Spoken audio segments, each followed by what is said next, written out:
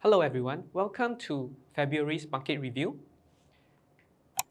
Before we go into the market review, we would like to introduce you to the Amundi funds. Because being in the investment team in Provident, we will always like to improve our clients' investment experience. The Amundi funds is the leading European asset manager with over $2 trillion asset under management. Today we're going to introduce you three new funds. The Amundi Index MSCI World, which mirrors the MSCI World Index, representing large mid-cap indexes in developed markets. Next, the Amundi Index MSCI Emerging Market. It mirrors the MSCI Emerging Market Index, encompassing large and mid-cap companies from 24 emerging markets. And finally, the Amundi Global Aggregate Bond Fund tracks the Bloomberg Global Aggregate Index, which reflects the global investment grade fixed rate debt markets from issuers in both developed and emerging markets. In our market review, we will be using the Amundi funds as a proxy for the market indexes in this month's market review. Okay, without further ado, let us go into the February's market review. Firstly, I would like to highlight three takeaways for the overview for this month's market review. First, the market surge fueled by AI optimism. Okay. Equities experienced a robust surge of over 4% in February. And this is propelled by widespread optimism surrounding the potential of AI to enhance profits for major tech companies. Now, second point, the equities and bond performance, they actually diverged this month because despite the yield rising and bond price falling, equities actually rose. This is very different from the usual trend we see in the past month when yield rose, equities and bonds actually fell. Now, we're going to be going in depth into that later in the slides. And finally, the third point, we just wanted to highlight a critical lesson for everyone, which is that importance of diversification and long-term investing. And of course, we will be using an example back in the dot-com bust and as well as during the 2022 stock rout to show you what we meant by that. Going into the Amundi Index performance, you can see the chart here. These three funds that we are looking at. First is the Amundi Index MSCI World. Again, to reiterate, it reflects the developed markets performance. It went up by 4.2%. Now, mainly this is thanks to the optimism in AI. And the big tech companies actually are the ones that drive the performance. For example, Nvidia actually recently in February announced a 265% surge in revenue. And in February, it actually went up by almost 30%, just their stock itself. It has a weight of about 2.5% in the Amundi Index MSCI World. And we can see it went up to about 4.2%. Now next, if we look at the Amundi Index MSCI Emerging Market, it also did very well. Well, of course, a major reason is also because of the AI optimism. The TSMC, Taiwan Semiconductor Company, which has a weight of about 7% in the Amundi Index MSCI Emerging Market, actually went up by almost 10% because of demand for its AI chips. And furthermore, recently in February, the China market, which consists of about 25% in the Amundi Index Emerging Market, actually also surged. This is thanks to the Chinese government introducing new measures to try to stimulate their economy. And the CSI 300, which reflects the top 300 companies in Shenzhen and Shanghai Stock Exchange, actually saw a 9% increase in their stock performance. And as a result, the Amundi Index MSCI Emerging Market went up by about 4.7%. Now finally, as you remember just now in my overview, there's a key takeaway, the divergence between the bonds performance and the equities performance. because you actually went up in February. Now, because the Federal Reserve, the US Central Bank, at the start of February actually had a meeting and mentioned a interest rate being higher for longer, and this actually drove yield expectation up. And as a result, when yield goes up, bond prices fall, and you can see that Amundi Global Aggregate Bond fell by 0.7%. This is very different from the usual trend in the past months, where we saw yield and equities having the similar correlation. Why not simply invest in the big tech sector poised to benefit from AI sectors? Well, this is actually a rhetorical question, and the answer to this is actually a no. The point being that concentrating solely on one sector has huge downside risks, and this can be seen in the dot-com bust, which led to significant losses. The Nasdaq index, for example, which consists about more than 50% of technology stocks, actually surged during late 90s, about 300% till the start of 2000. But from April 2000 to October 2000, all those gains were reversed.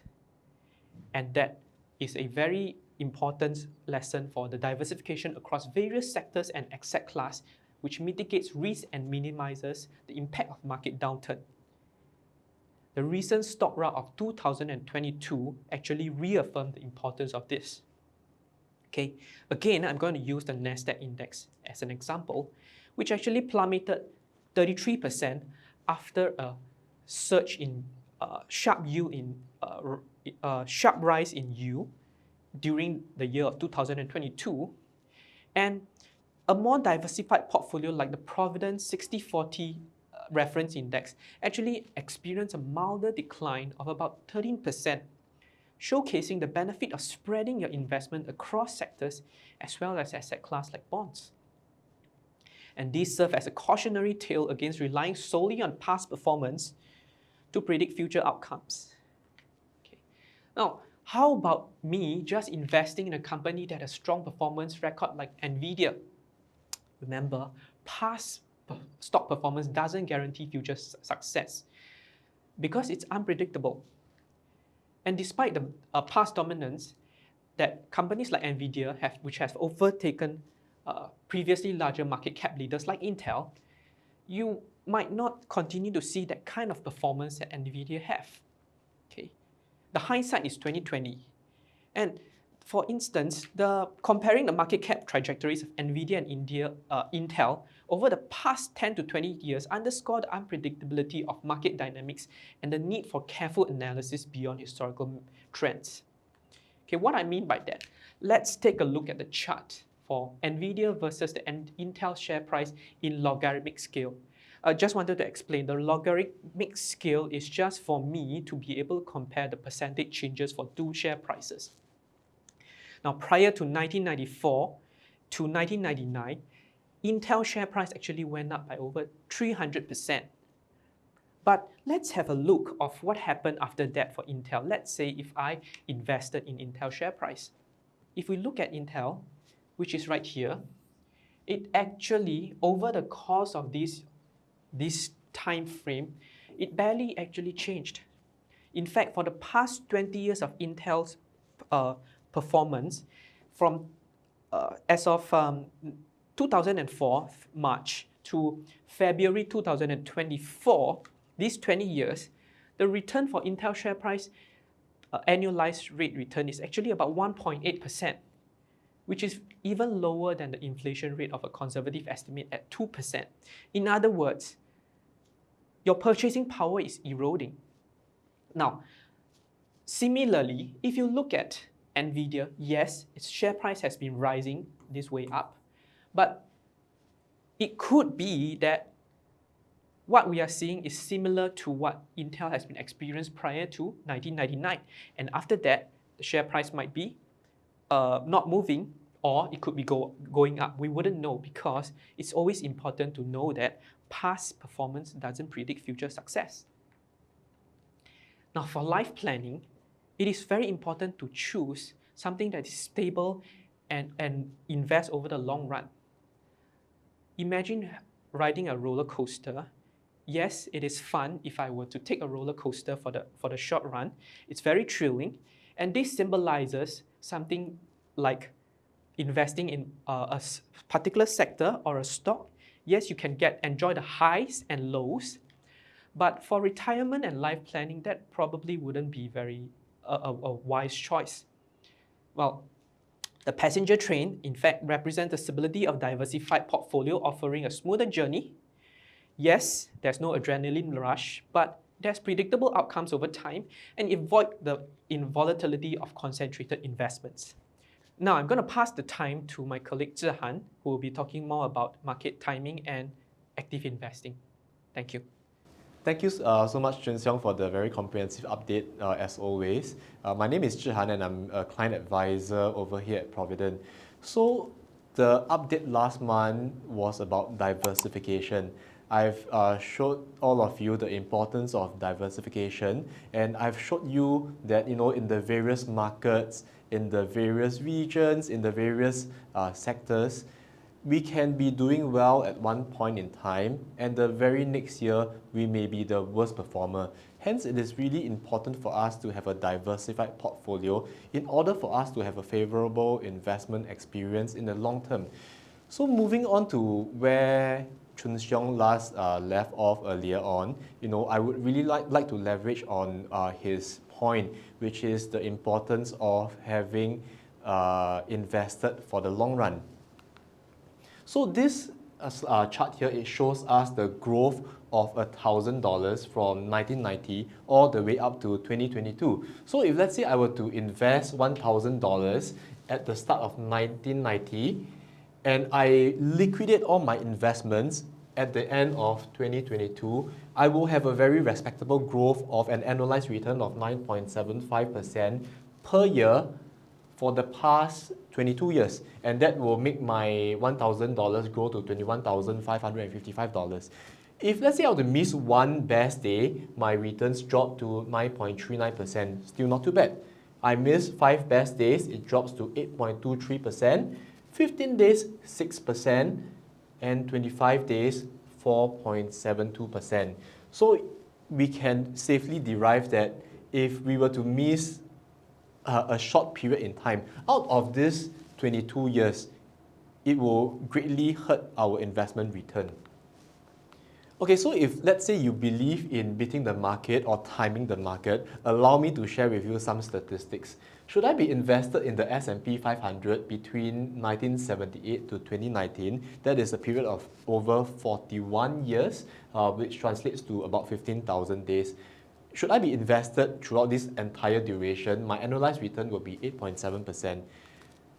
I take away the worst 50 days, my returns jump to 16.4%. But if let's say I were to take away the best 50 days, my returns will drop to 2.6%. I mean, we look at the statistics over here, the numbers tells us that it is really very difficult to time the market. What are the chances of me missing the 50 days out of this 15,000 days that we see over here? The odds are really just against us. So another study that was done by Professor Burton from Princeton University, he's actually the author of a book called A Random Walk Down Wall Street. The results from his study showed that from 1953 to 2019, markets have actually risen in 46 years, been level for 3 years, and was in a decline for only 19 years. So we can safely conclude that if let's say we are wrong, we will be in a very bad shape as shown in my earlier slide. I just need to miss 25 days and my returns actually drop to 4% as opposed to the 9% should I be invested throughout the entire duration, right? The odds of missing the best days is 3:1 against us because most of the time markets are actually on the rise. And indeed, it is a very stressful way to invest in our opinion.